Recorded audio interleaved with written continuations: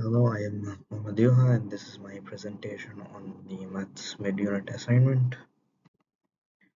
So these are the three questions that I will be covering on the presentation.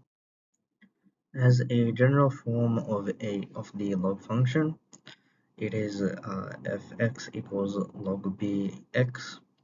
So let b be greater uh, than 0, and b cannot be equal to 1. Log function's domain is x is greater than 0, where only the positive real numbers. Range would always be real numbers. Vertical reflection occurs when the function is over x-axis by multiplying the function by -1. Here the domain remains unchanged as the reflections over the x-axis do not affect the x values. The function remains only for x greater than 0. Since the original function has a range of real numbers, flipping it over the x-axis means all values remains as real numbers. This is the graph shown above.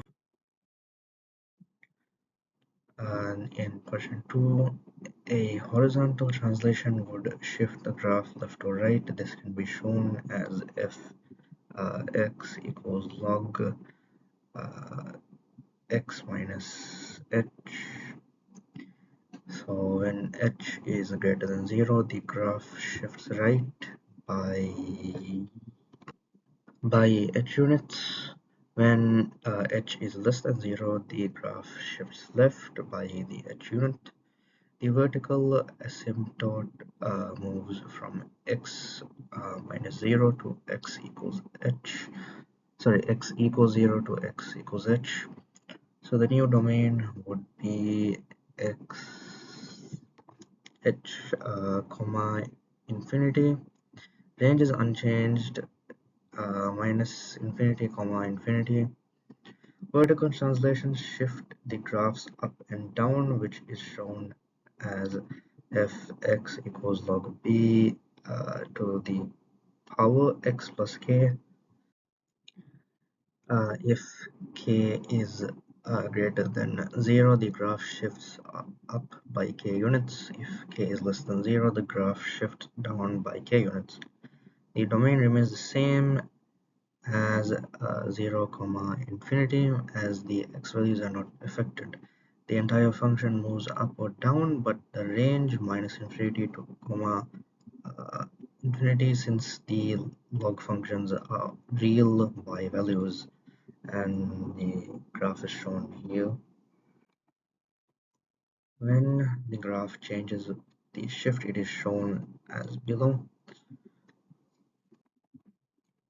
And question 3, the function is fx equals 1 over 2 log x minus 4. The graph y equals infinity on the same grid. The line y equals x is the diagonal reference line that helps reflecting the functions to find the inverse. It would show as the following graph. The vertical stretch by 1 over 2 means y value is multiplied by 2. The vertical shift down means by 4 units the graph is moved down. The graph below is uh, uh, the function. The line y equals x passes along the origin 0 to 0. The inverse function of f to the power minus 1 x. The line y equals x reflects fx swapping the x and y values for the graph. The horizontal asymptote is y equals 4, and when f to the power minus 1 x reaches any point on x, the value is 4. The vertical asymptote is x equals 0 for f to the power minus 1 x. And the next part is the domain of f to the power minus 1x.